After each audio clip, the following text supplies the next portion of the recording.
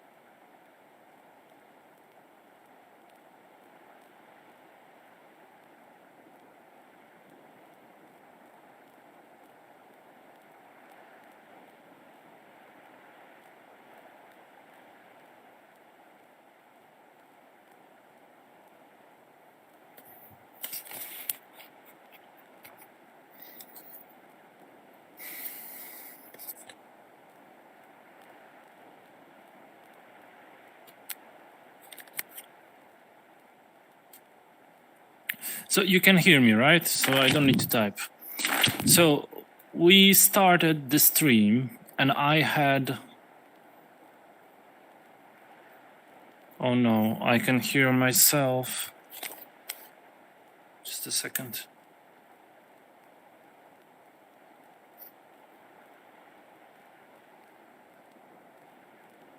Okay, I will talk to you now.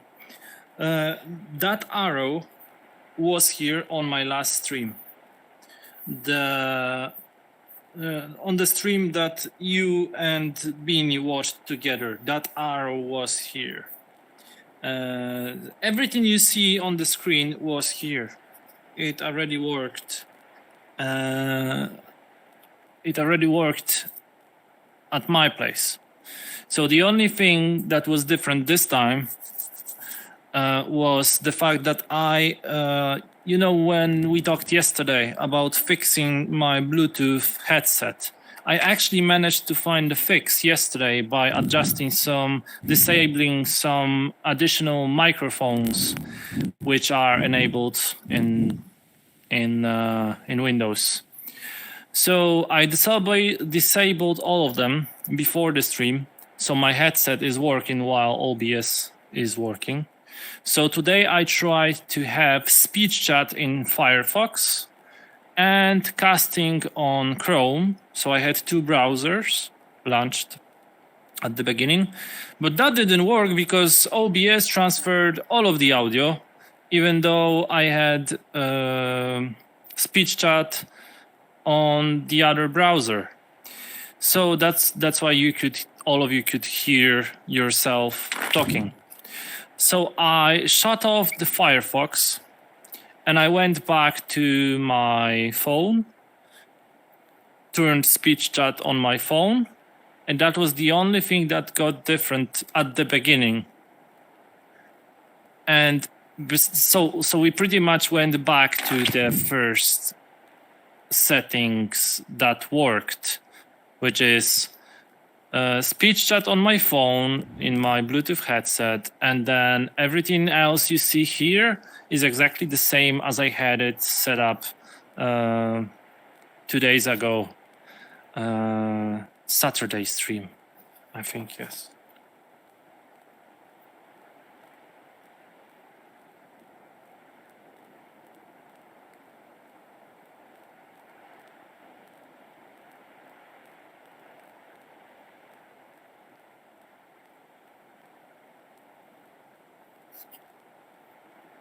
Hi, Fortune Fish.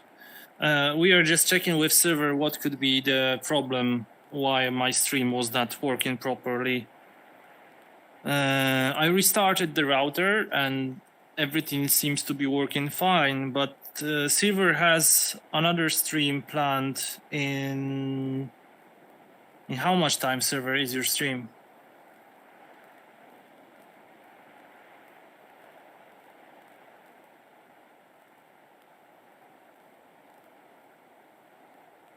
I will just do some.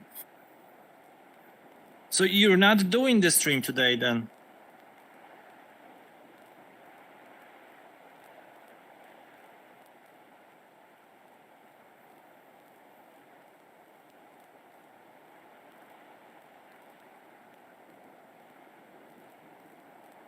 Robert.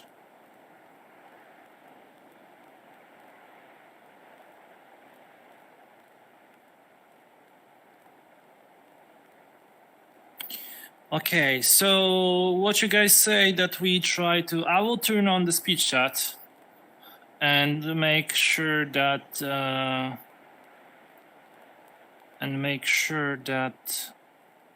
it views on my stream properly. And I will do a quick run on whatever map, just so we can see if it's working or if it's not working. And if it's going to be working,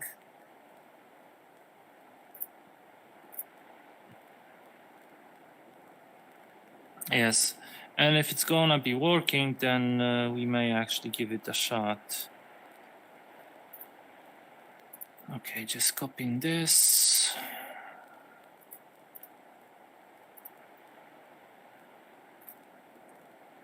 Okay.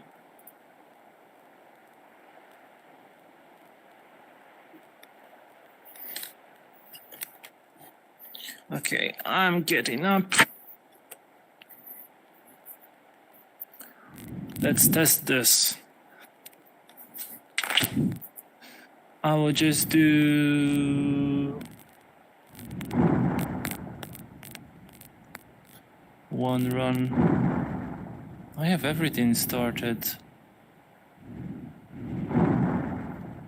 we'll just do one run and you guys tell me if the quality is getting worse or if audio is fine. That will take like 10 minutes. And if it's all going to be okay,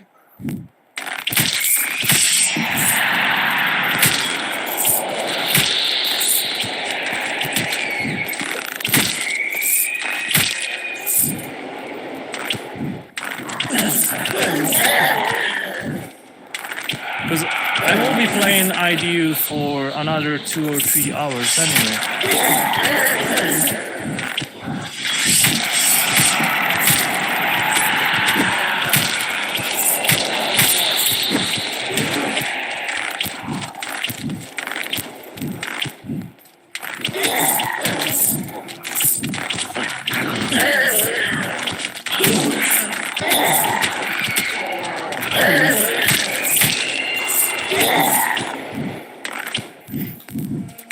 And since that stream was supposed to be for Dave, I will just ask him if he still has the time, because we are about 1 hour late now.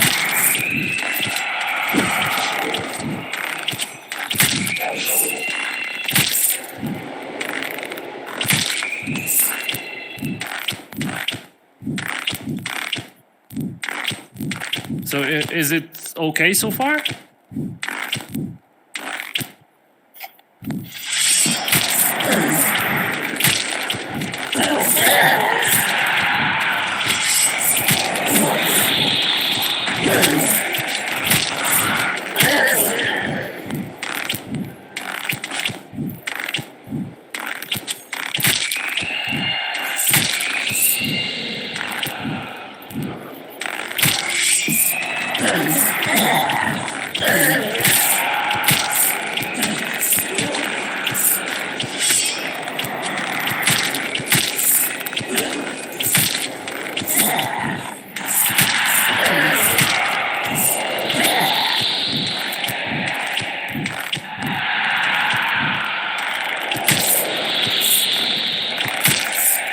Yeah, it's fine. What's the occasion?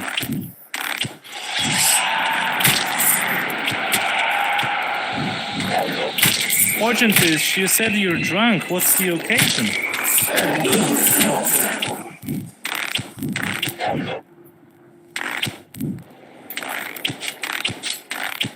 Oh my gosh.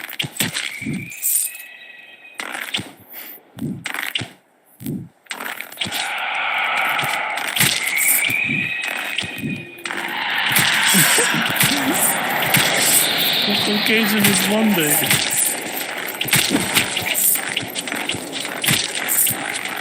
I was pretty sure that the occasion is at Friday, but that's fine.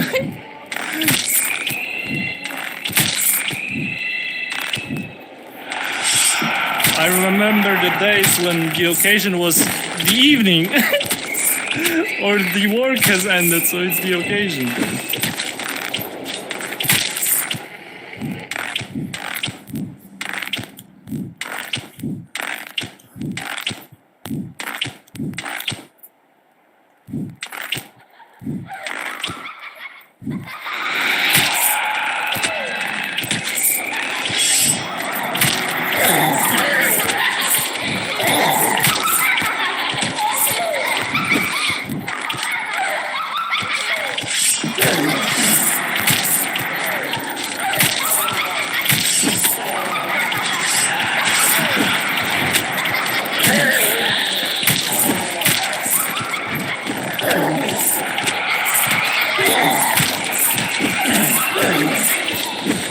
She ran towards me.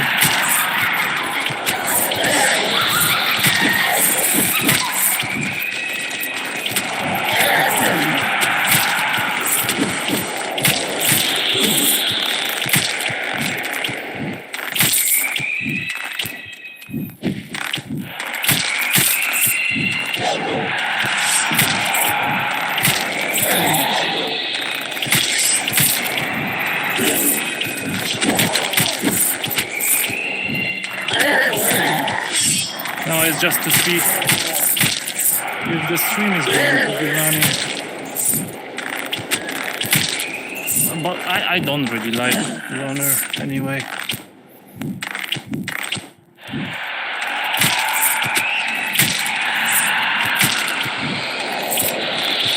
Yeah, but with the runner on the bow, I can just do it once because my arm hurts too much. It's only on the bow. I can do one run and that's it.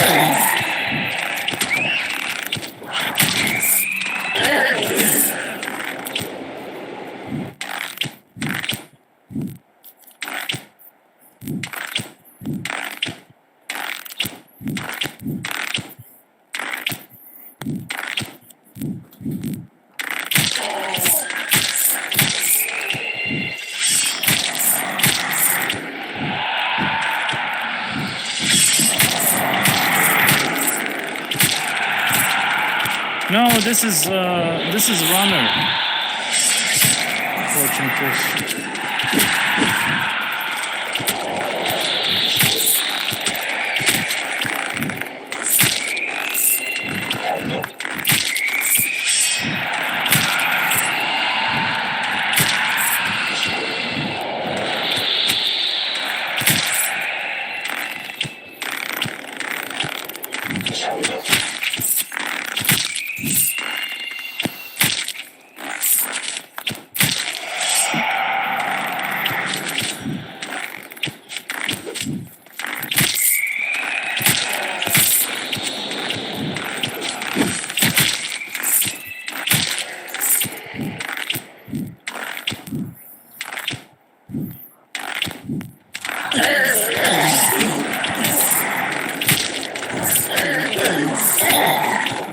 But you don't, like, the game is not rewarding you for speed, so...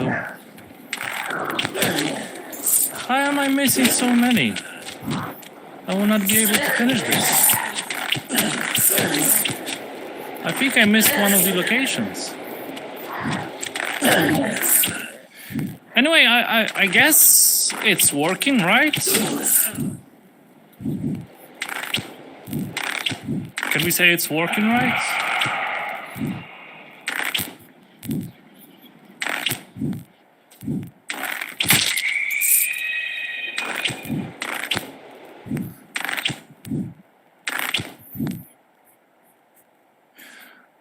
Hi, Dave. I was about to message you because, well, I think we got it sorted. Not sure what we did. I restarted the router.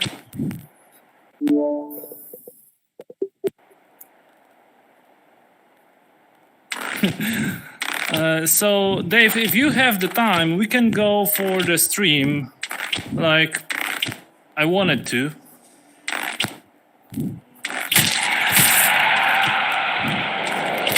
Because I have the time to play today.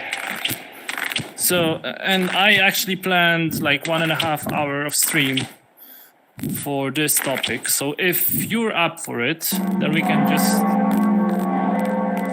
How do I end this?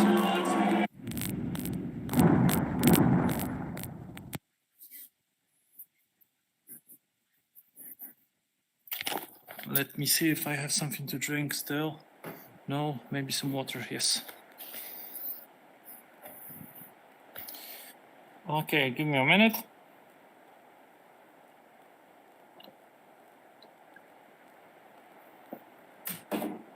Okay. So, if anyone wants to do a shout out to anyone else, maybe on Facebook,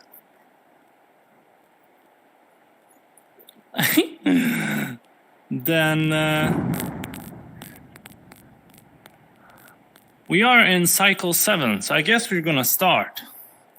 I will repeat everything I said at the beginning. Hello! Welcome to my stream after a strange break. So we are going today to start Purgatory 7, and we are going to look at Cycle 7 just because we got precisely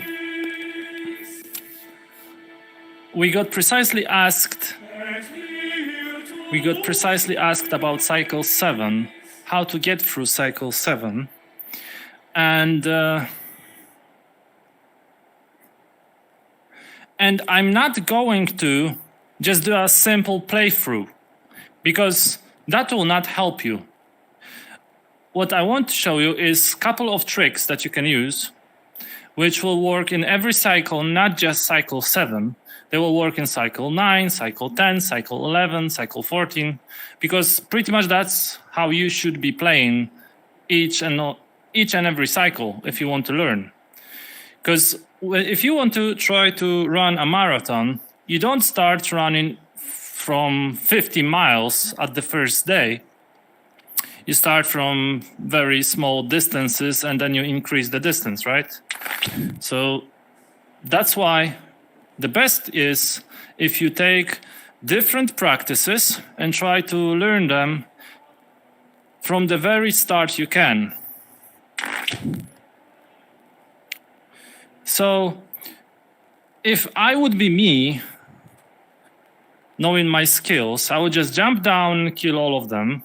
But we need to take a look at this from the perspective of a player who just got to Cycle 7, who is having problems with Cycle 7, who is struggling and like he is not full health.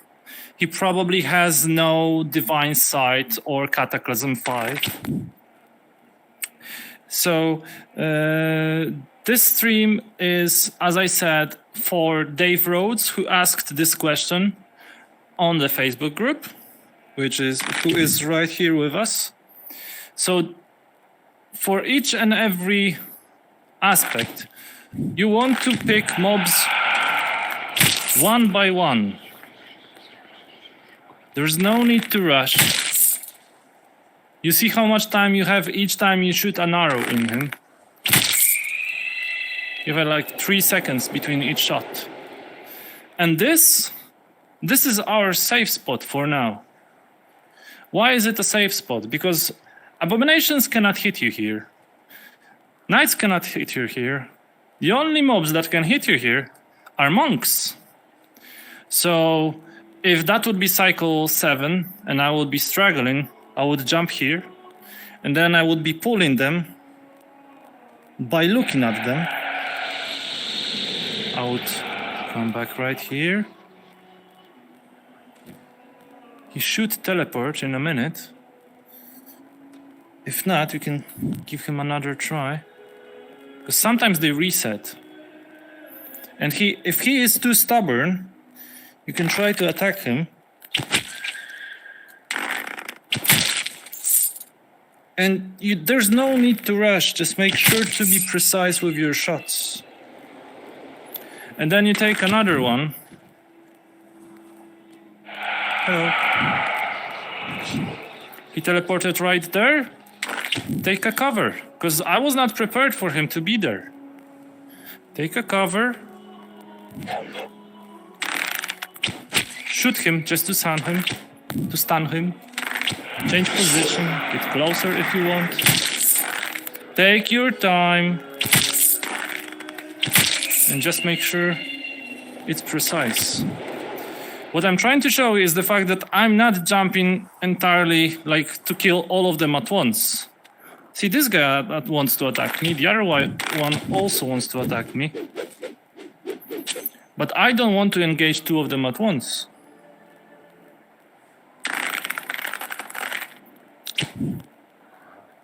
We use the slow-mo. We see where they at. We can shoot at this guy. He teleported here.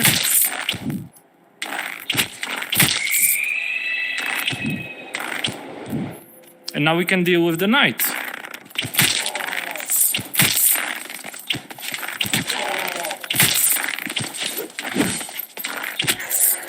Okay, he's dead. So now we have another safe spot. Because this game is all about safe spots. About having those safe spots. Having the places where you can go, where you can feel safe. So we are going to pull some of the mobs just by looking at them. Come on, little guy. I know it's not like super fun, but that's how you play in higher cycles. We have another abominations. You can deal with abominations. There's a trick for abominations to make them harmless. You jump here, and you practice your shots.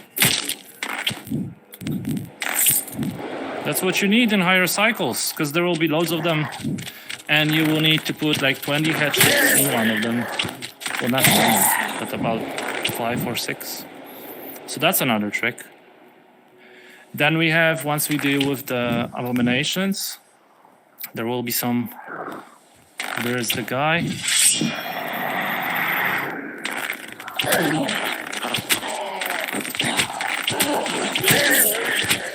Say again, Silver. I didn't understand.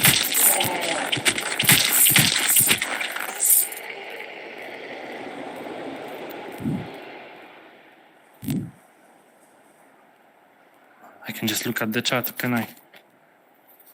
Where is the chat?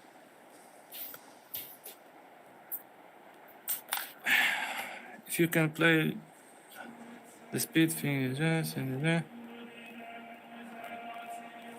yes. Yes. Yes, exactly. Exactly. If you play like this all the time, taking it carefully, then the only thing that will stop you is getting bosses, like doing the bosses. That is the main reason why we skip a lot of cycles, because this will not teach you a lot. Like playing like this. It's slow. I know it's slow. Maybe it's not as fun as you would think it is.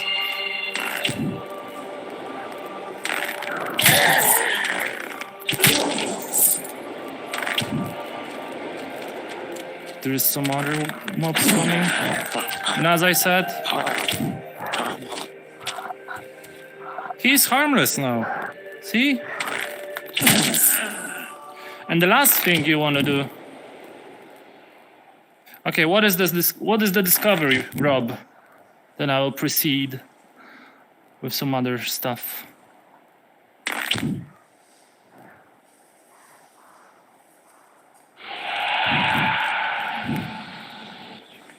Great for scoring. What is great for scoring?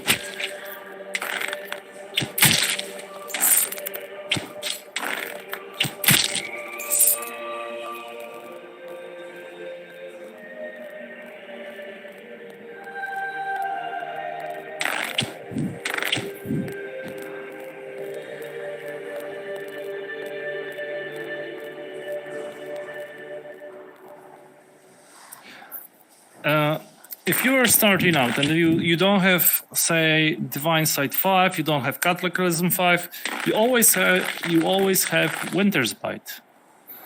So if you don't feel like you can get enough headshots in a short amount of time between the stuns,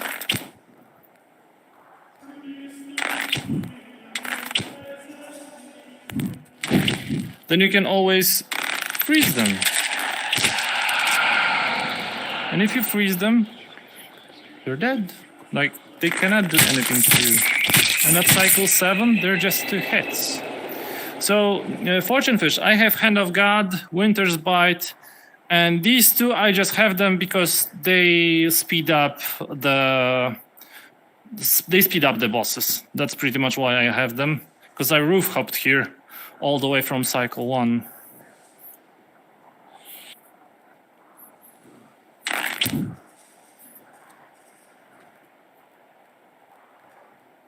Oh yeah, that's a good trick. I know this one.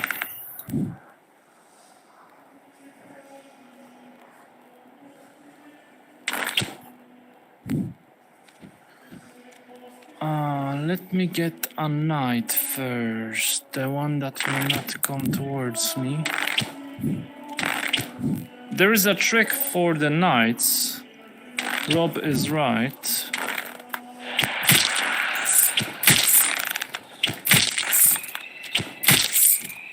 Obviously, if you barely got to Cycle 7, this is not what you do, because probably your aim is not good enough. So we have the knight, see, and when you deal with, if you want to deal with the knights without taking any risks, what you want to do, you want to find the spot when he will just stand there looking for the place to throw an axe at you. Maybe there. But he will not be able to. Places like this, where you can stand and the axe is always hitting the target in front of you, are fine. But you need to make sure that you watch out, because he changes the directions of the axes that are flying. Sometimes he will go from this side and sometimes from the other side.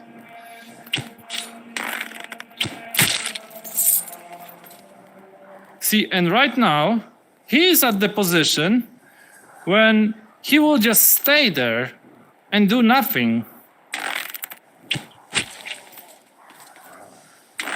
Stand there and do nothing, and you can just rank the headshots. See, now I got a little bit in his sight, so he threw an axe. I moved a little bit, and he just stands there. So you can use that to your advantage to get some headshots.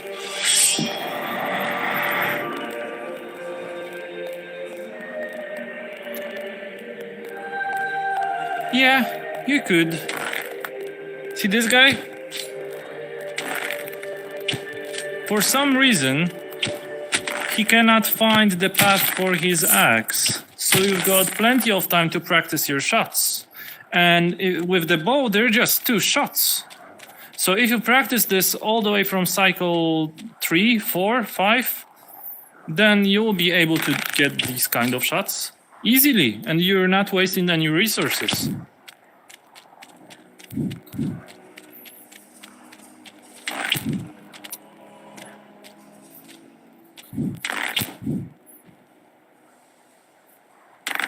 What I don't like to do with the knights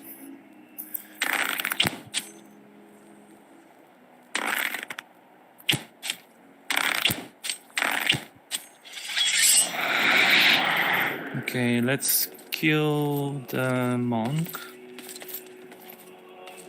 Yeah.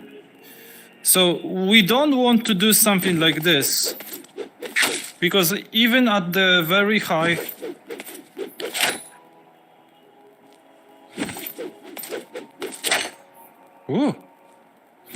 you want to avoid situations like this, because then you need to shoot and use the shield at the same time, which is not easy. And you need to make sure that you get it every single time, so you have less time to shoot your arrows, and it actually takes way longer to kill the knights this way. So I don't recommend killing the knights while standing on the top, where they can just throw axes at you constantly. You pick a place where they can stand somewhere.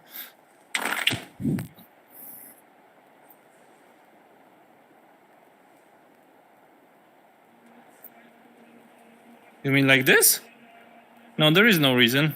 It's just more comfortable to my hand. Sometimes I hold it, yeah, it's just more comfortable. Besides, I like the shield look. Look at it.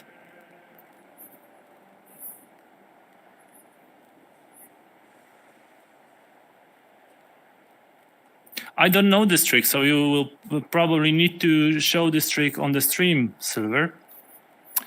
Okay, now let's move a little bit forward so we are not standing here for too long. And let's talk about pulling the enemies now.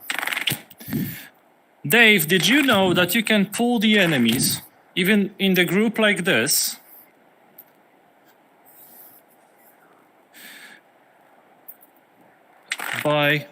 by shooting an arrow in their direction? See, this abomination just got triggered by this arrow.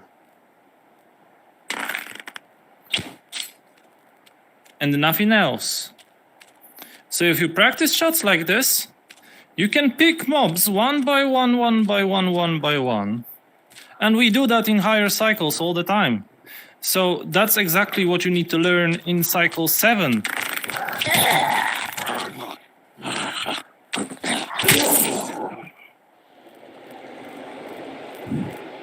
Hey, Jamie. So you can actually pull the mobs by shooting arrows one by one, and you want to practice this on lower cycles, but because if you practice this on Cycle 10, because you've never done this before, and you fail, you will probably be dead, because this is not easy. See, I just pulled the monk without aggroing the knight. He will probably reset because I'm too far away. They don't like this kind of going away things. Like, it's too far away for them. Now I pulled monk, knight, and abomination.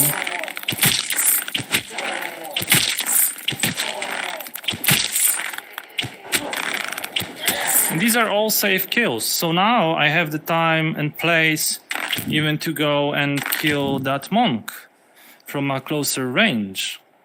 But what would be better is to go from the other side and get rid of that knight first. So we go to here. Abominations cannot hit us. We freeze this guy because why not? We are still practicing.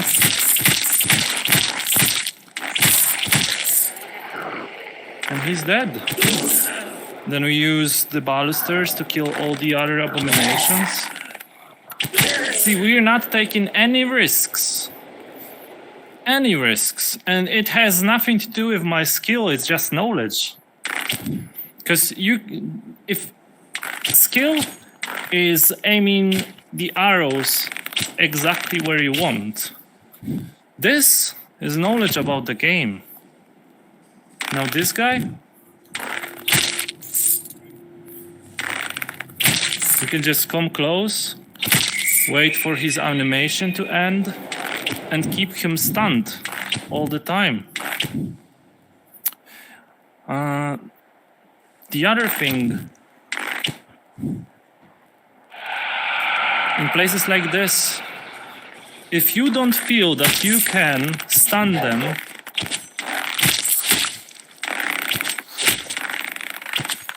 this is not what you should do, see?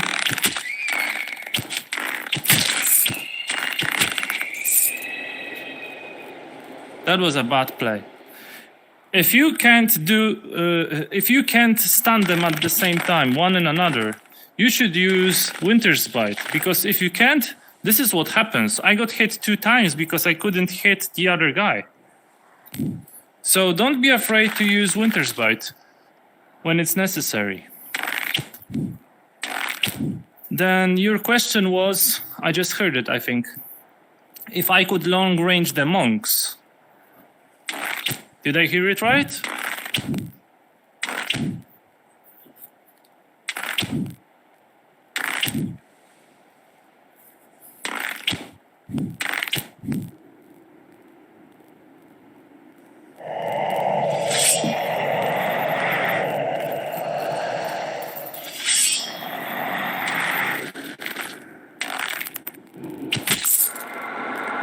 Okay, there is no response.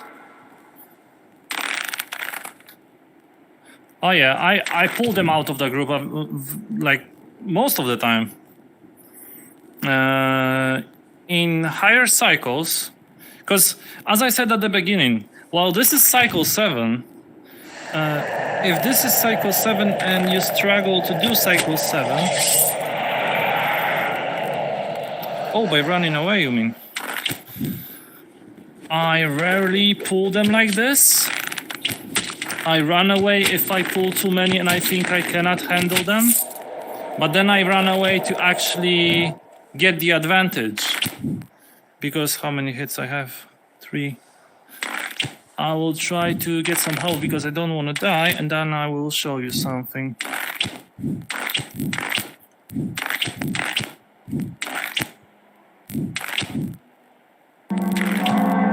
Okay, there is this.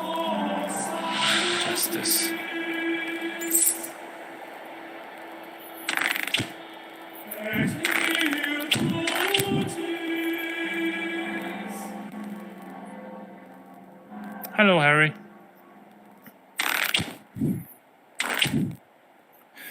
Every time you pull more enemies that you feel you can handle, you run away.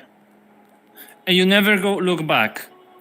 Say, I'm going to jump over there and pull 4 monks at once.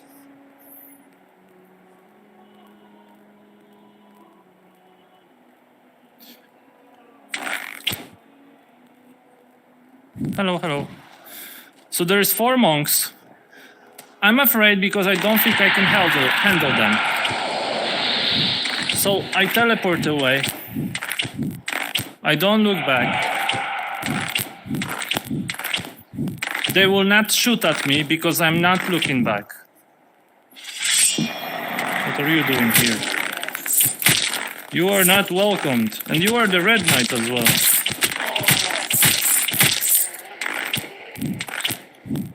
So there should be a monk here. Is he? See, he is on the way back. You could make use out of it and jump right in front of him. Just to kill him. Now, another tip I can give you is make sure the range you attack the mobs from is the range that you can that allows you to maintain the stun. Say, if I'm not able to long range the monks, I will get as close as I can, just to make sure I can hit that head when the animation is off. So you can just make sure that they are stunned by shooting at their heads once their stun animation is ending. Boom. Boom. Boom. Boom. And you need to practice this as well. You start like this, and later you add one shot in between them. You stun, you shoot, you wait for the animation to finish, you stun. You stun, you shoot, you wait for animation to finish, you stun. Later, once you get faster, you stun, you shoot, you wait for animation to finish, you stun. And you repeat that every single time. So here, you stun, you stun, you stun, you stun. This is a short stun, so I will repeat it. This is a long stun. And you just keep them stunned. Animation is finishing. Repeating stunning on this guy. On this guy. Now I have more time. And that's how you deal with them. You just maintain the stuns on the monks. On the monks it's the easiest because monks animations when they're stunned is like 4 seconds.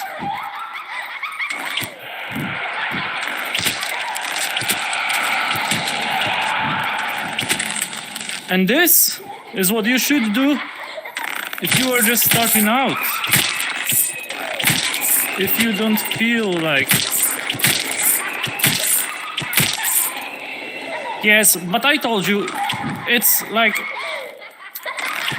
you don't do this on long ranges. Everyone can shoot headshot from this range. Like, you don't need to be super skilled. Obviously, you can't take 4 monks at once, but that's why you have Winter's Blade. It's all your friend. Like, even if you're new from this range, you can get that headshot in. And another one.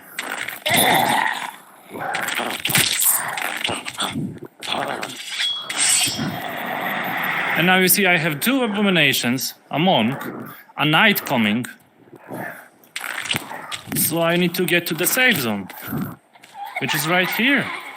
And now the monk is going to teleport up. He should be. Are you going up?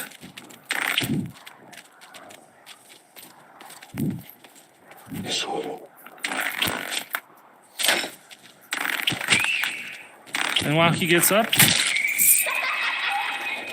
you make sure, like, this is another tip. When they teleport towards you from another place, very often they have very short animations. So make sure that you have your slow-mo ready with your shield. You take up your shield, or you make sure that you hit them if your aim is good enough, and then you pretty much proceed with whatever you need to do. This is another spot I like. Because if you stand here, where was it? There's someone here.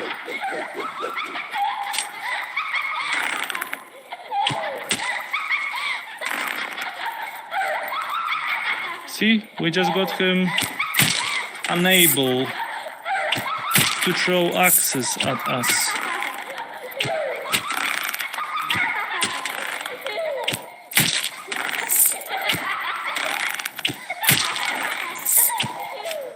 About the orphans,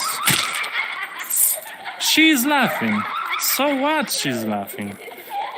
It's annoying that she is laughing because you can hear it all the time and it's very loud. And I had it as well that I would jump right into her and then I would die because I'm just too hit down. So what you want to do is first you want to locate her position. She's nowhere here. I know by experience where she is, but if you don't know, you just look, you just listen. She's somewhere around here, not over here. So now we know which places we can clear. Your aim is not good enough, then jump down, but not in the door. You get this guy stunned, one, second time. You can pull some enemies, but don't look directly through the door.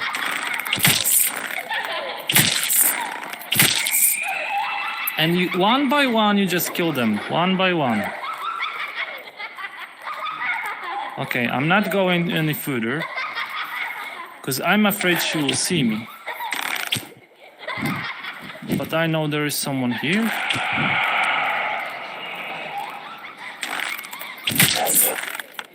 We're pulling him by looking.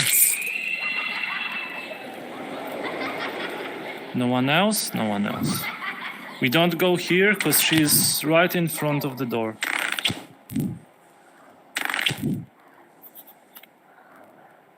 And now something interesting happened. We cannot hear her.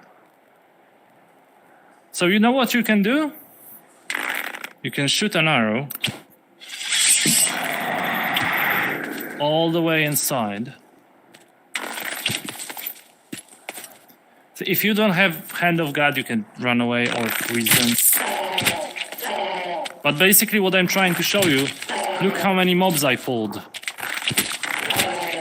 All of these mobs that are coming towards me were nearby the orphan.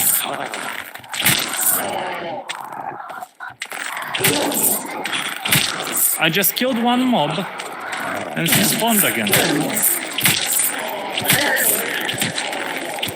So that's how you take advantage of Oculus Quest limitations. We know she's right there, but we're not going in yet. Because the first thing that happens once she sees you, she runs towards another enemies. So we are trying to pull more enemies. Obviously, if you can't handle them. Oh no, I got hit. If you can't handle them, you jump on the roof anywhere But they are not inside where the orphan actually is now.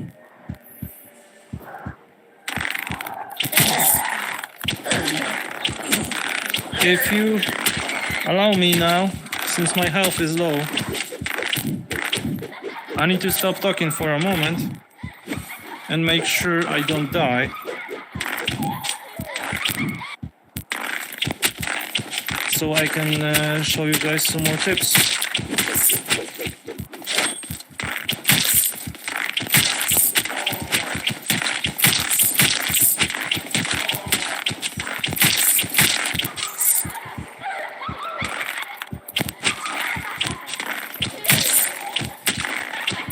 Is Dave still here? He's not saying anything. Dave, are you watching?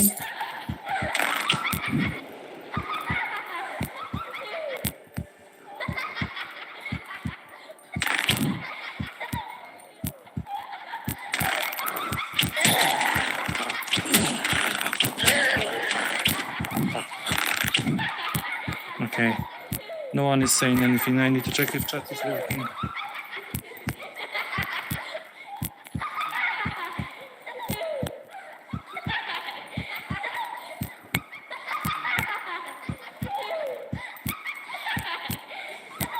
Okay, awesome, Dave. Bye, Fortune Fish. Sleep well.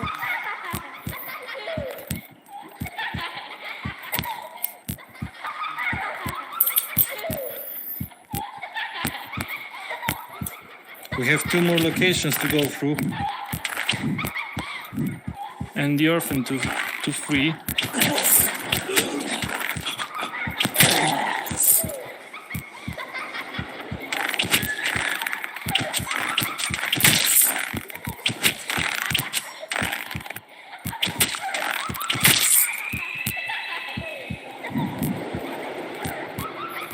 So now perfect would be if we would get 1 monk at once, but that will probably not happen.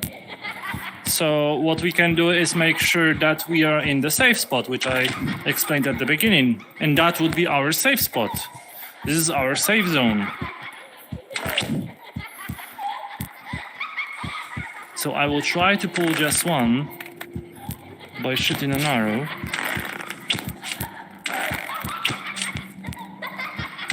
Maybe somewhere here.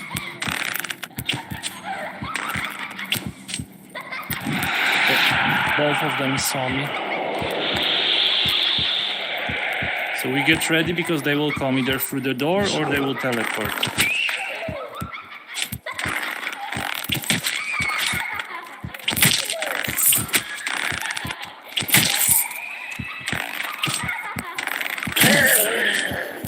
I can hear the other one shooting at me through the wall.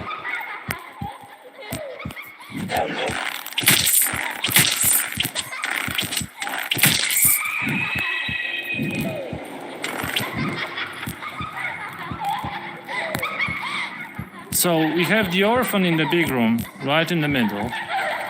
But we also have mobs on the left, which we want to kill first. So we pull them by looking, as usual.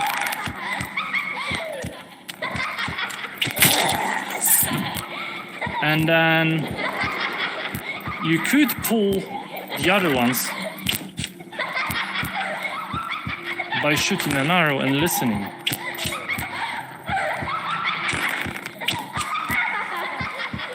There seem to be no monks inside. We just heard the knight coming. So we are going to our safe spot now. Waiting for him with slow-mo ready.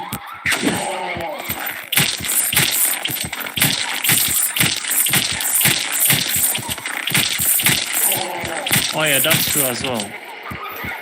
The archer will not teleport in front of me if the space in between you and the end of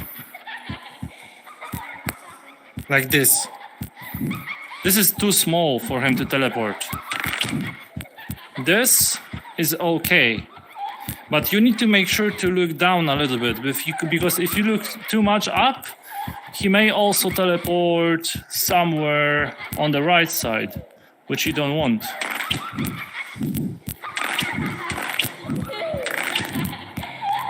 So we know we can go right here. There is another room.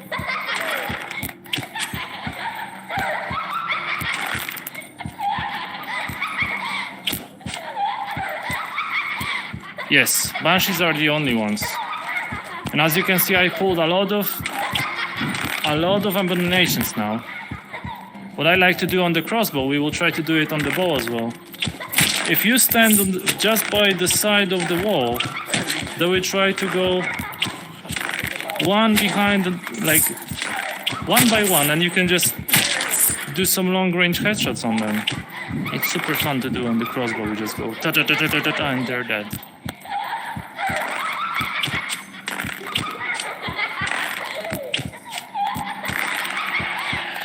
I just heard the monk, so I'm going to my safe spot.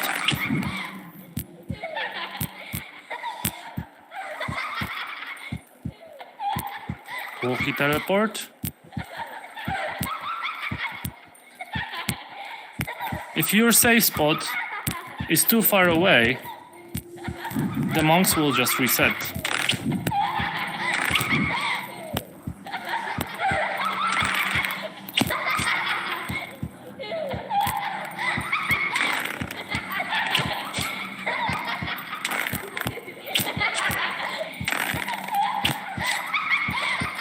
There he is. He was sneaky.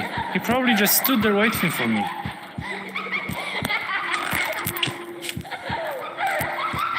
Okay.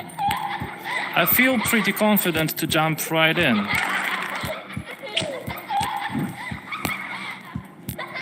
So that's this guy, which you can freeze because why not?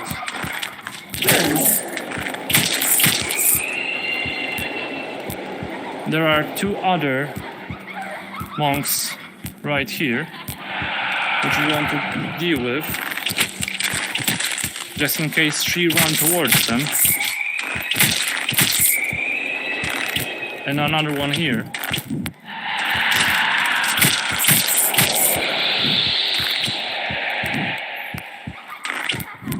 Sneaky little bastard.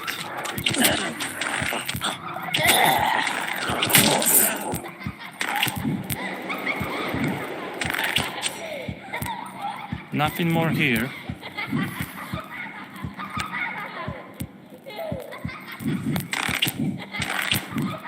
I think we have not checked what's here. Yes.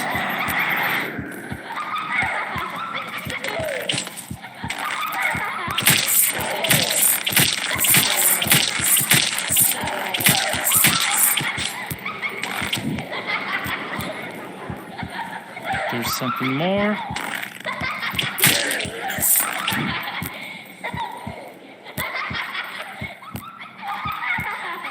And now I think we pretty much went through... Oh, look! We got lucky.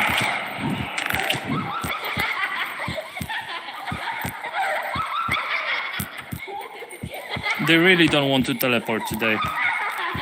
Don't know what is up with them.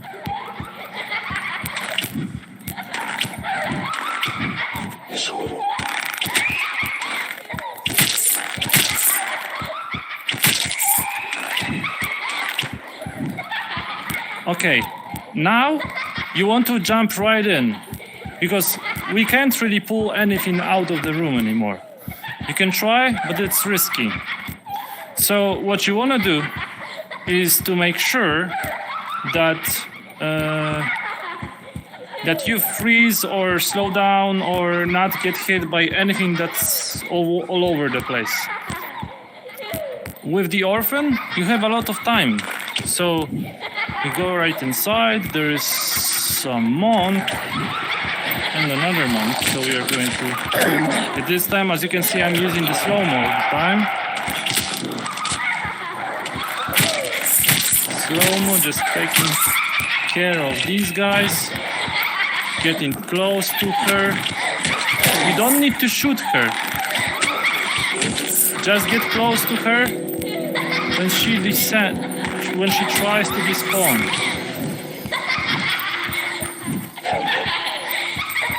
You can shoot her if you want, but it won't change much for now, because she is trying to just she doesn't want to run away from the enemies, so she will be running in circles until I kill that guy.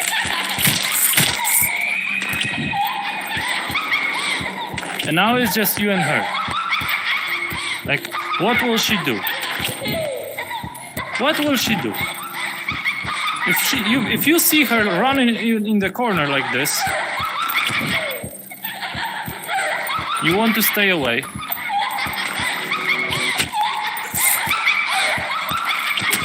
Stop running so much.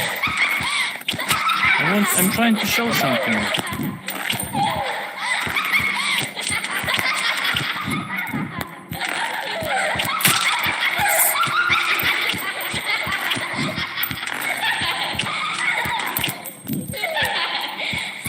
Oh, and I don't think she can go through the location.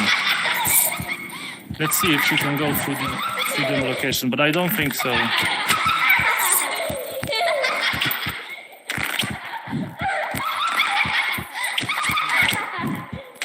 Anyone knows if she can go through the map? I don't think she can.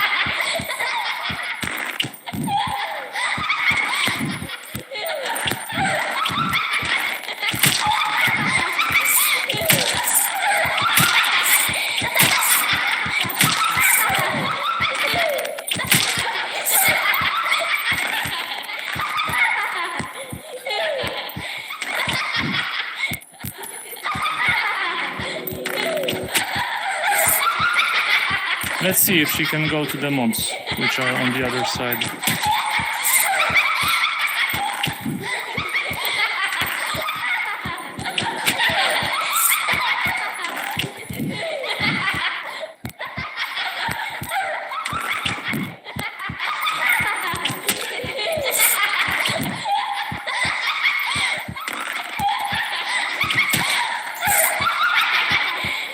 No, that's it. She can't go any further.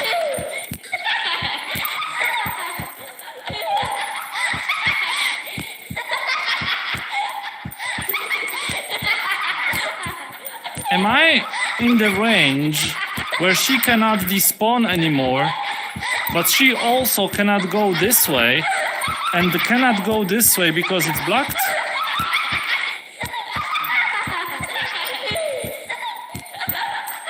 So we just learned something, stream.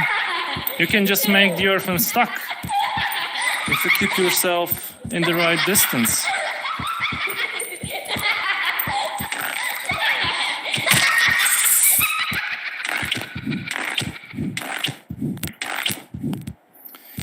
Okay, I'm going to pick up the health, which is probably somewhere here.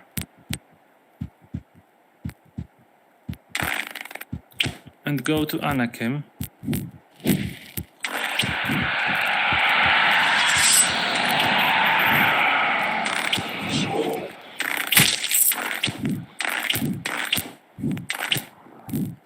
I need a quiver to show the Anakim. I'm not sure if I can.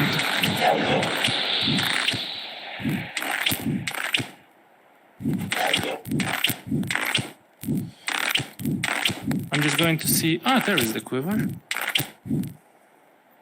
I was looking for it. I will try to do Anakim without Hand of God, because I assume if you never read Cycle 7 or Cycle 8,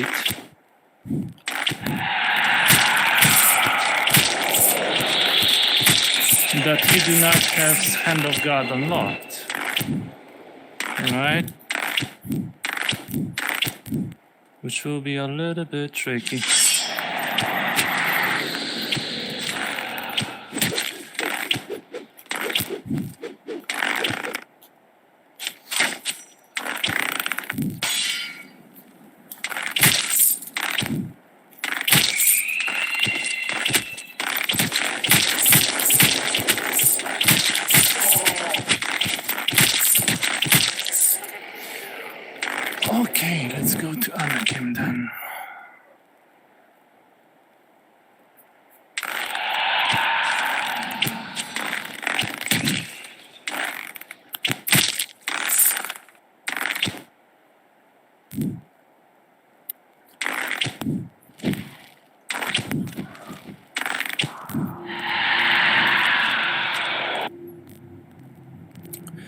Okay, now about the Anakim. Anakim is the hardest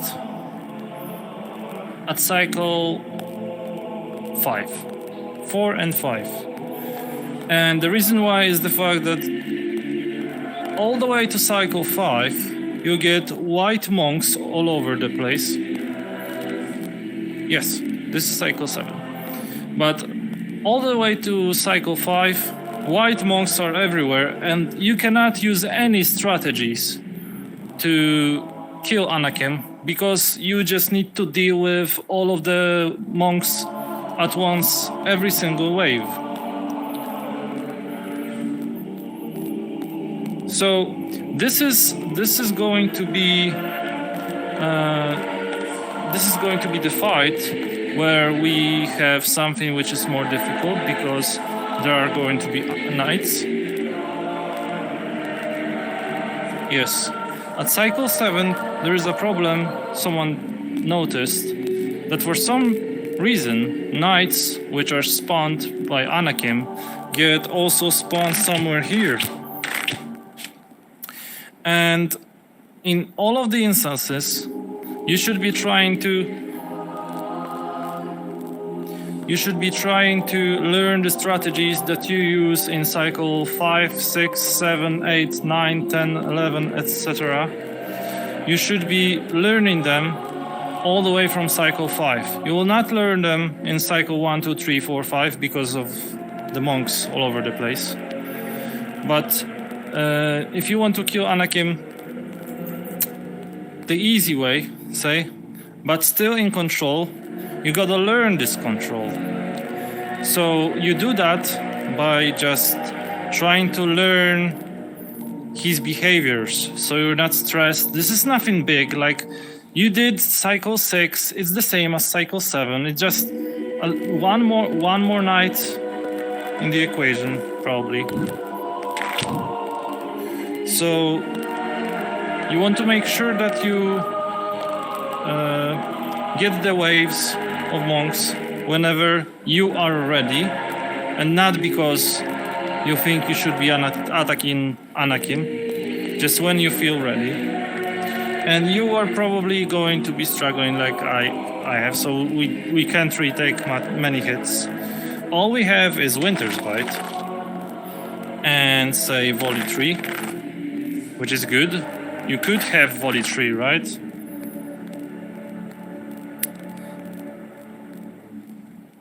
And you could start learning destroying the knights.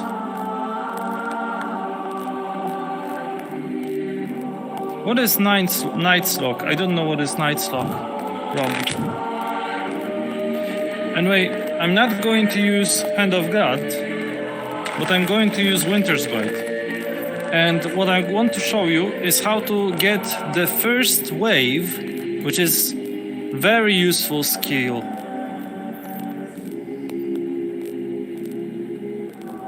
Hello, Jay. Okay. So we are going to pull only the first wave without pulling the knights, which is very important skill. And you can start learning this all the way from cycle 1. The way it works, you put Winter's Bite on him. You can see it glows for a little. If it glows for a little, if you can hear it hit, that actually means you hit Anakim with it.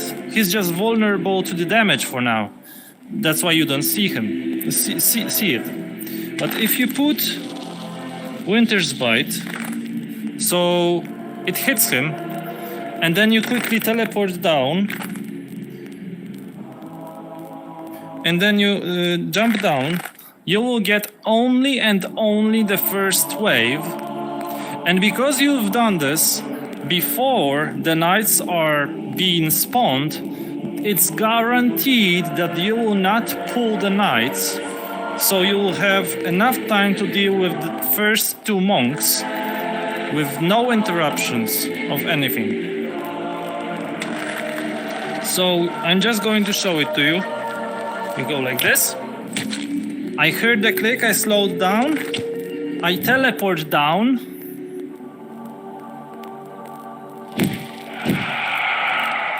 I use volley 3. I stun this guy. I use a lot of slow-mo on this fight. A lot of slow-mo. You want to keep yourself in the slow-mo.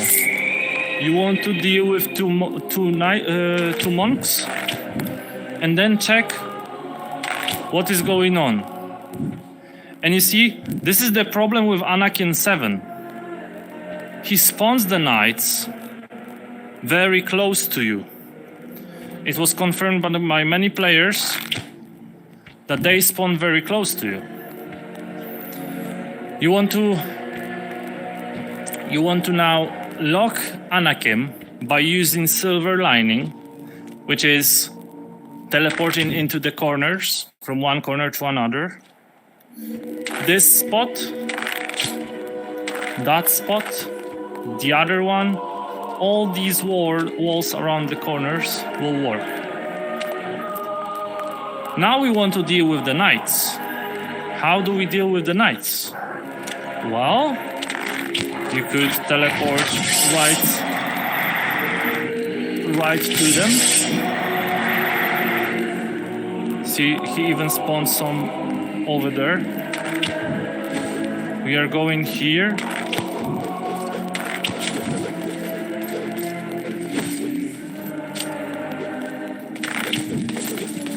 You can, once they are all on the platform, you can jump on this little thing and they will precede their animation of showing access. So you can pretty much use it to your advantage.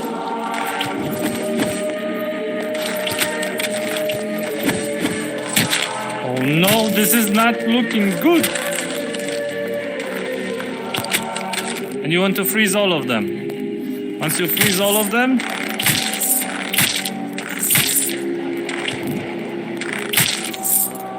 you use volley 3 because you have that unlocked. And from up close, you kill them. And you do this by pressing slow-mo, volley, slow-mo, volley, slow-mo, volley, all the time. And then you let Anakin to get closer. So I got hit once, and it will happen to you probably too if you're doing this for the first time, as I'm doing this for the first time, right? So now, as you can see, knights are not spawning anymore. Hooray! And why it is a good level to practice this? Because you have just 3 abominations now. In higher cycles, sometimes you get 5 knights like here, and 8 abominations, and they all run towards you. So now to keep knights locked, as Rob said, all you gotta do is not to kill any abomination. Not a single one. You don't want to touch them. How to deal with abominations? See, if you jump on top of this, they cannot move, which is great. So why not to use this to our advantage? Make sure that they come to the place that you want them to be. Say, I want them right here. No, I don't want them right here. I want them right there. Here. Yes. So I'm waiting for them to come. I press slow-mo all the time so I have control how fast he comes. I'm still pressing slow-mo so I see what is going on. I'm looking at Anakin at the same time and pressing slow-mo. You have plenty of time. Running away from Anakin now. And they're pretty much far away.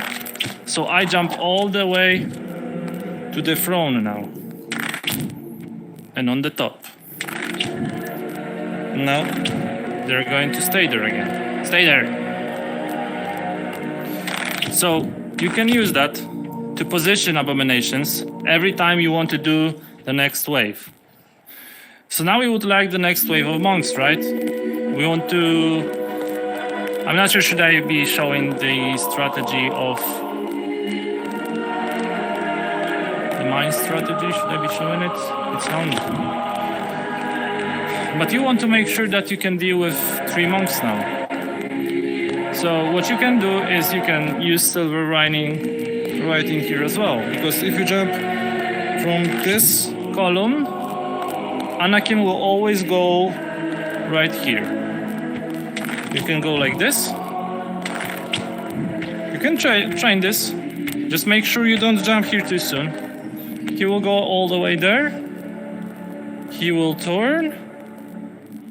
And he will come back here, right back here. Right? You can do it a couple of times just to make sure that you learn it. Make sure that... Why is this guy going? You can make sure that he is doing what you want.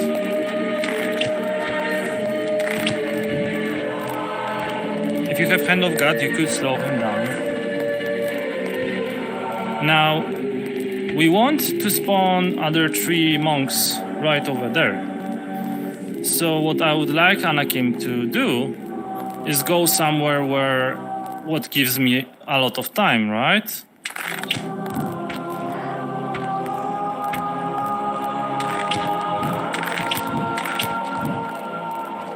Bye-bye. So I just put him all the way to the throne.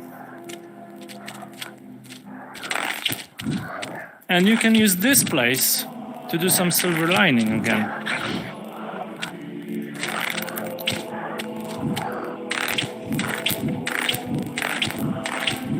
Now he goes all the way there, which is perfect. Because we want to spawn 1, 2, 3 monks right here. And you can just hit him with Winter's Bite. And sadly there is Abomination coming here, so if you need to, you press... You can just hit him in the leg with Winter's Bite if it's necessary.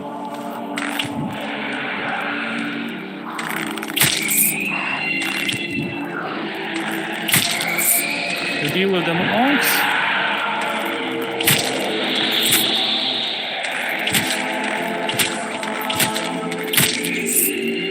And you run away to the safe spot. And look, he's still walking. So he's walking now, I don't know, somewhere there. So we are going to repeat this. He's walking here. Okay. He's going to start walking towards me. I'm going right here.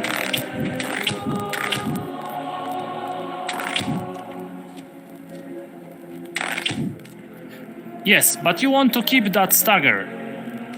The reason you don't want to hit him in the head with Winter's Bite is because he will stagger. And you can keep those staggers and stack them up. So he is walking now. I'm using silver lining again by using these and then run away. Okay. Oh yeah, one of them. So he is going away now. I want to hit him with the Winter's Bite while I'm standing here. This guy, because why not to freeze them?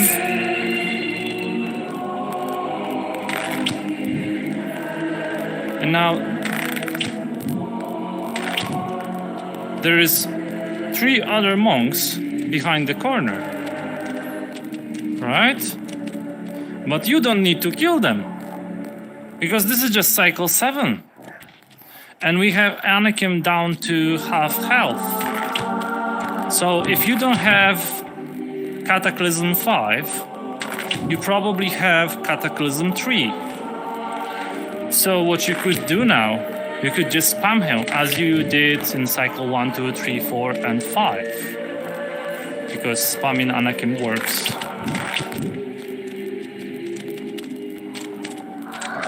all the way to cycle 5 or even higher, if you do it quick enough. I'm just running away from abominations.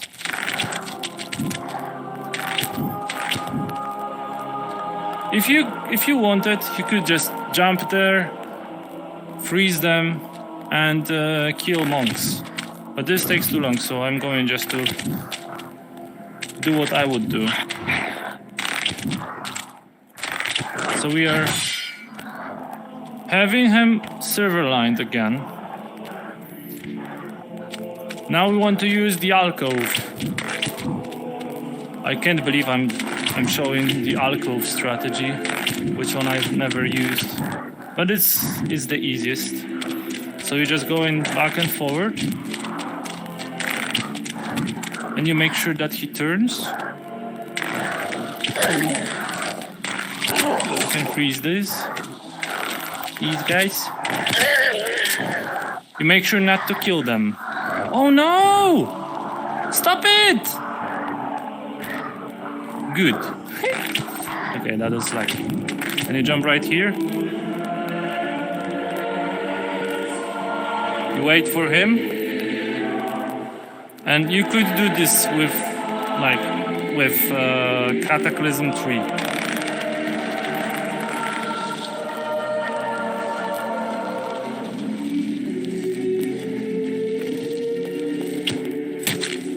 So now we just started.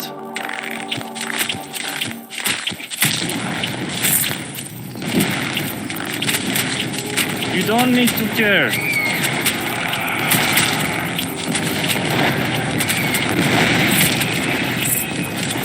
There's no need to care.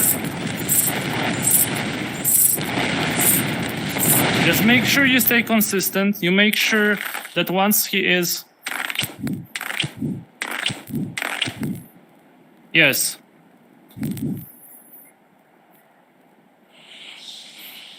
Because what people misunderstand is like, they think that if they cannot spam Anakim by standing from here, then it's done. Well, that's not the case. You just need to get him down a little bit, and then you can still spam him. And to be fair, with the bow and the right arrows, if you would like to use Hand of God, Winter's Bite, Holy Light, and Cataclysm 5, I have proven you can spam Anakim from this corner all the way till cycle 9 without taking a hit. You just need to do it properly. On cycle 10 you will get 1 hit from that monk over there, or from him moving towards you.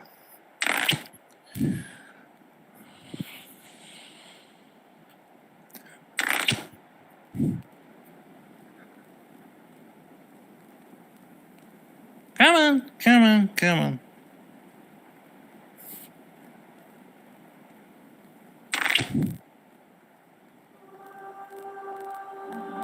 What time is it anyway? It's after 10. How long is the stream going? Bye-bye, Silver.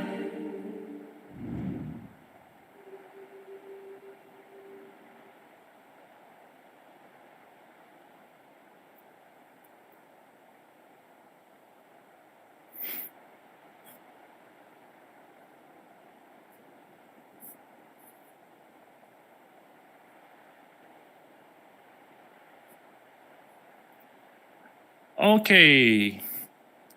Do you guys still want to get some tips around Paradise Lost? In the fashion that I've shown you? Because I did Saturday, I did the stream about Paradise Lost, so I'm not sure. All of the tips I gave at Saturday apply on this cycle as well.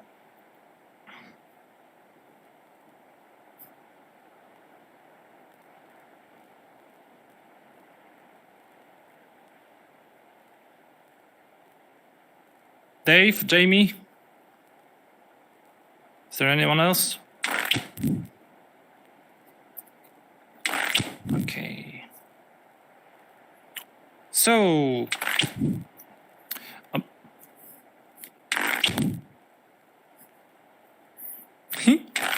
Okay, I will do some small tips for Jamie then. And with Paradise Lost, it's always taken like it's the hardest map. And the reason why it's the hardest map is because the reason why people say it's the hardest map is because they do something like this. They see two Cupids over there. And they don't take into considerations that this is not all of the enemies. And I've seen people over and over doing this. People who struggle to get through Cycle 5 or 6. We never do this. You never do this. You don't do this. Like, I just talked about pulling enemies one by one, and you want to jump right in? You don't do this. So, please, I'll just run away, right? Just to make sure. Oh no, the Banshee now.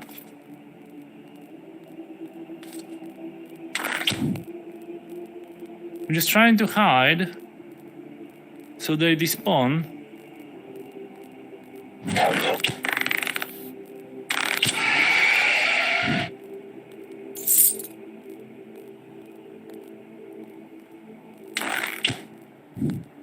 And we can start all over again.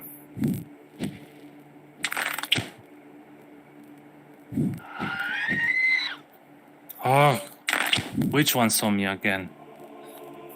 She's so stubborn. Okay, so what you would like to do is, from that platform, jump right here on the side. And this is your safe zone. She shoots. She can shoot. We don't care. She changed her mind. Fine. You go around. This is your safe spot. She saw me now. I'm going here. She will either come or teleport here. And you make sure, because they are very difficult to keep staggered. So I would say, if you are a beginner who struggles with Cycle 7, why not to freeze them? You don't need freezing, like you don't need Winter's Bite for Gabe anyway. And you'll probably get some quivers on the way. So make sure you get Banshees frozen. And about the Cupids, there is one practice you need to learn. At low cycles, you make sure you press the slow-mo the moment you hear them teleport. And since they take just one shot, all the way till cycle, I don't know, 11 or 12, you practice just shooting in the body. Once you get good enough with shooting in the body, you move your target into the head. So you are prepared for higher cycles where one body shot is not enough. So there is another Banshee. But I know that there is this platform in here, which will allow us to clear this easier. So there's this knight. He moves very fast. He will go all the way down there. This is our safe zone.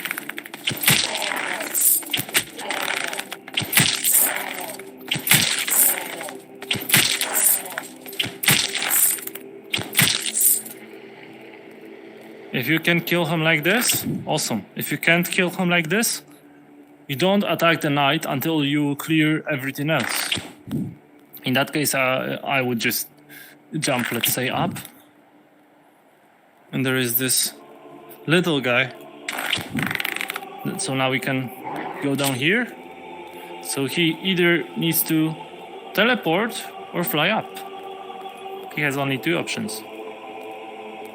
So he flew up. So we're pressing this one and the body shot, right? As we said.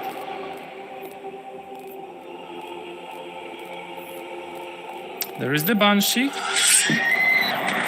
and the Knight as well. So we freeze the Banshee. Now we deal with the Knight.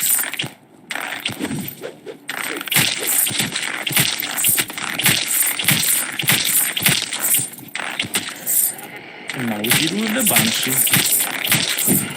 Another Banshee.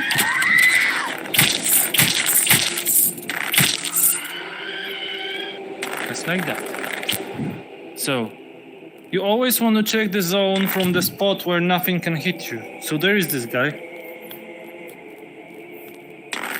Once you get used to pressing the slow-mo when he teleports, as I said, you can try aiming for the head. And what to do if you... Come on. What to do if you miss? You press the slow-mo again. He's so close. You press the slow-mo. You look at his arrow. Okay, that didn't work. I was too close. But if the distance is far away enough, you should have enough time to leave the slow-mo and press the shield. So you have the time to see where the arrows are flying and you use the shield. It's easier on the crossbow because on the crossbow you can actually put the shield and then press the slow-mo.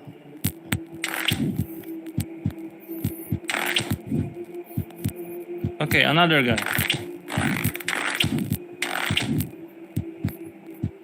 Let's do this properly now. Hopefully. Okay. So we are trying to go for the head. Yes? And there is one tip I can give you when going for the head on Cupids. Imagine this is the head of a Cupid, right? The Cupid, when he pulls the arrow, he will block his entire body. Hello, Deborah. Yes.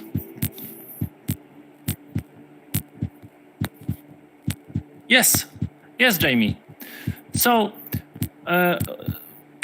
when you see their head and they are starting pulling the arrow, they will cover their head and their entire body with their bow. What you want to aim at is just on the right side of that bow. Because if you look at their head in slow time, you will see that this part of their head is way smaller than this one. So what I do, I try to aim a little bit here. Yes, I get messages with 30 seconds delay, that's why. So you try to aim a little bit on the right. And you press slow-mo every time you shoot, just to make sure you have more time to decide whether or not you want to attack him again. Okay, there is another one. I will try to show you their head. Let's just pull him now. Can you see me now? He cannot see me for some... Okay, he saw me. Look what happens. Look, see?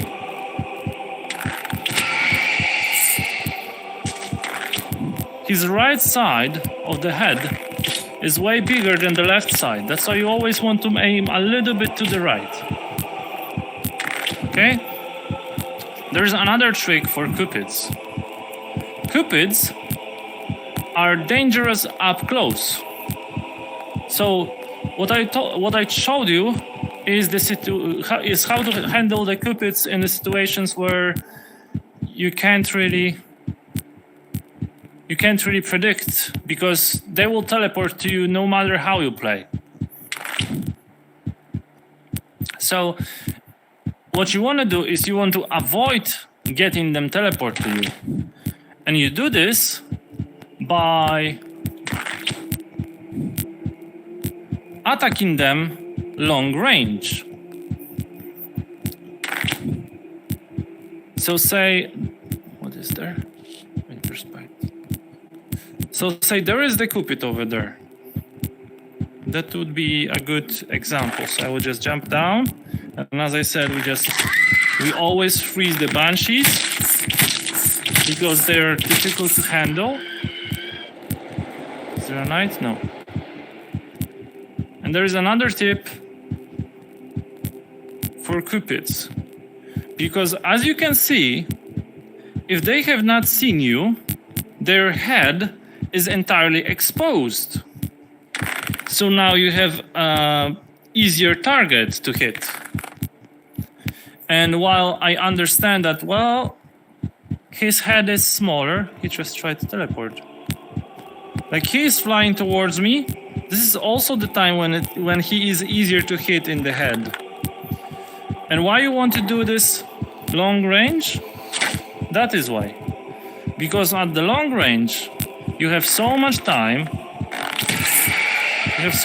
And they shoot with such a low accuracy that you gotta really help them to make them hit you.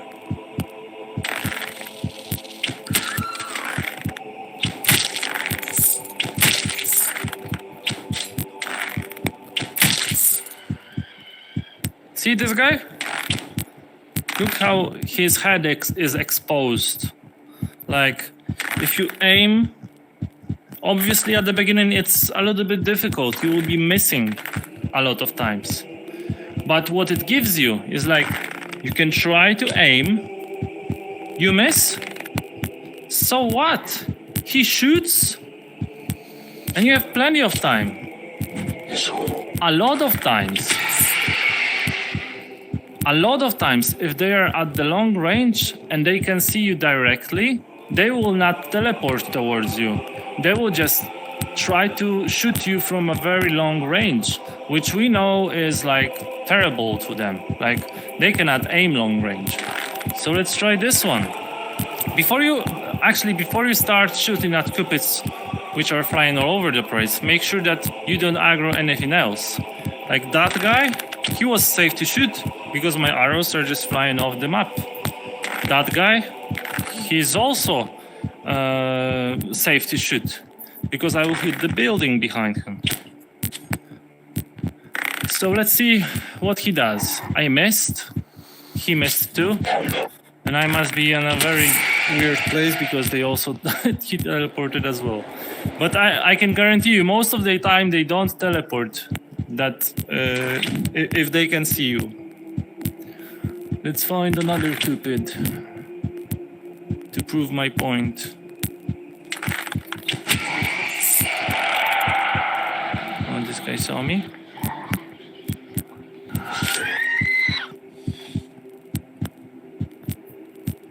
This guy saw me. Just to deal with these guys, sorry. And then I will prove my point.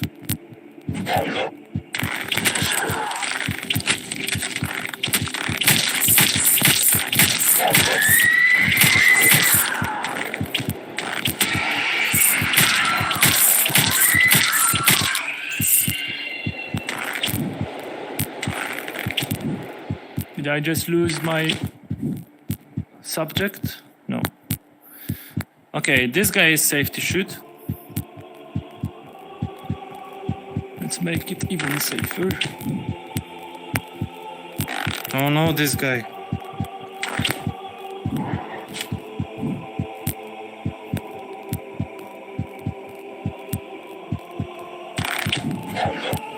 So he teleported. I'm pressing automatically the button.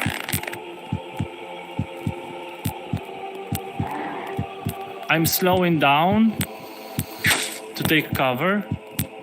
And you see, this is another way of getting their head exposed. when they move. So the easiest to shoot their head is when they move, when their bow is not pulled, and if their bow is pulled, you aim on the right upper side.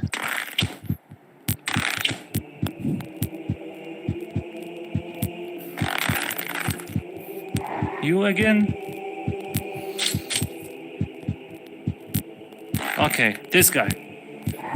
This guy is not willing to teleport. He's just flying.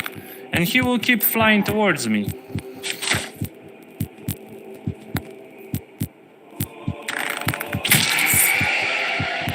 As you can see, he is not dangerous. If it's a long range target.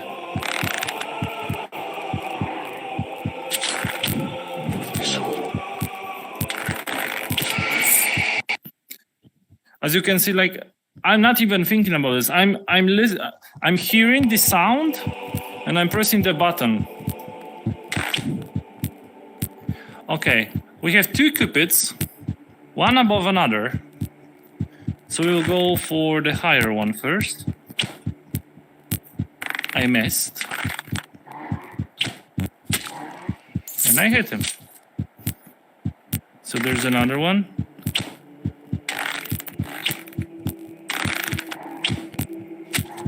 And I hit him. And another one.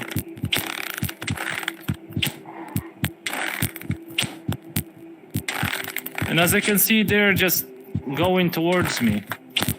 We've got plenty of time, you just gotta look at the arrows they shoot.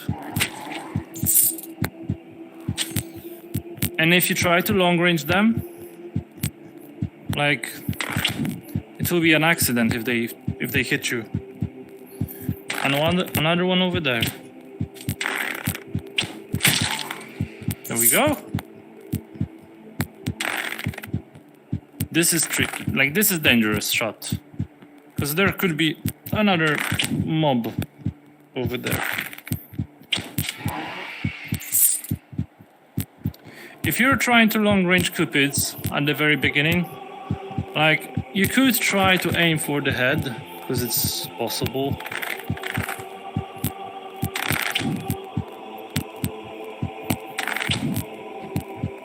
Hello, Kaito. We're about to finish the stream because I'm getting a little bit tired. Just doing some cupids analysis. What else can I tell you about the cupids? Oh yes. If you have, for some reason, for whatever reason, if you aggro 2 or 3 cupids at once,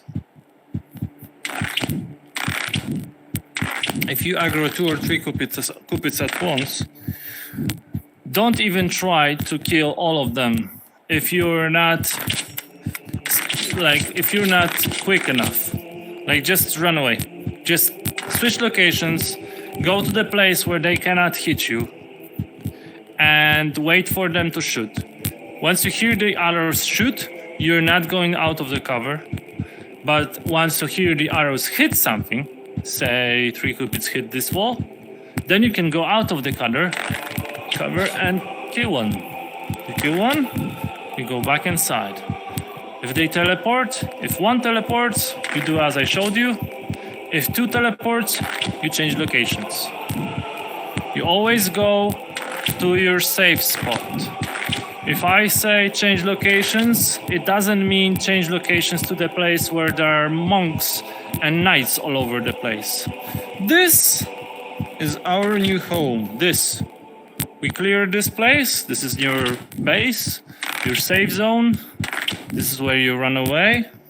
Like, you can say you aggro a banshee. There was a banshee there, I think. Was there a banshee? No, there is a banshee. You aggro a banshee and some other enemies. You go here, this is your safe spot. She may teleport towards you.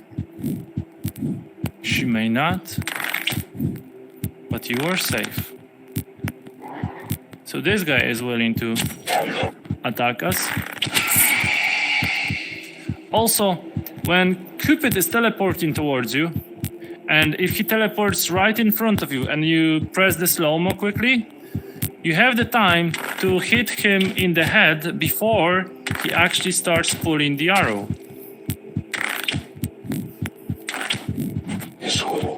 So see, now she is in our base.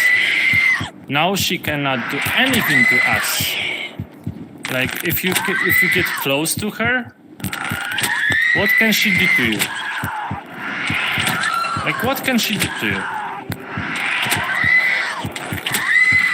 You cannot die really much. It all depends how far away you get.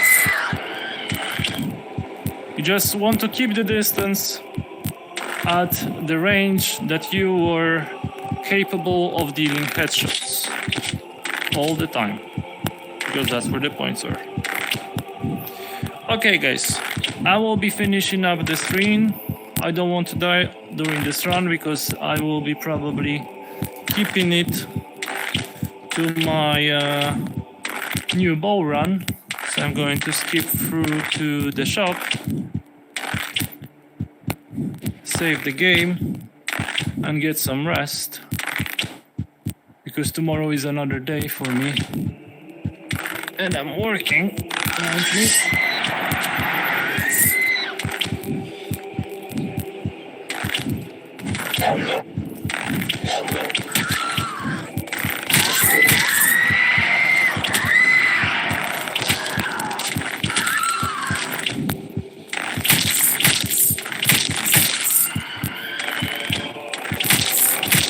No problem, Deborah.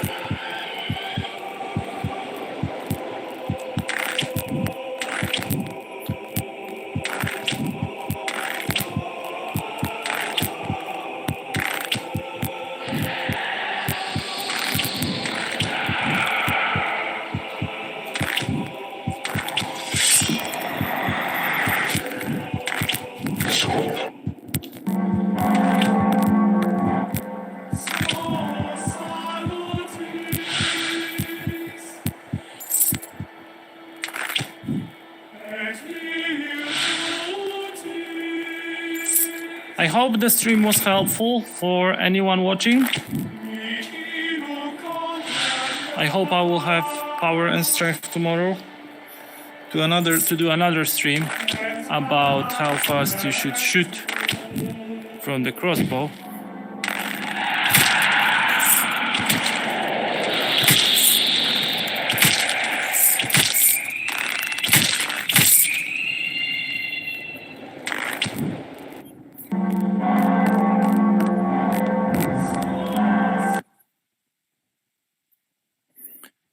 Sorry for the delay at the beginning. I have no idea still what occurred and what happened. Let's hope tomorrow is going to be good. See, this I don't like this. Like on all of the leaderboards, by somewhere here.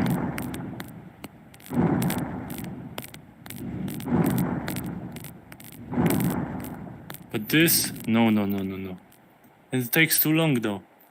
Okay, thank you for watching. See you soon. See you tomorrow if anyone is going to watch. Bye bye.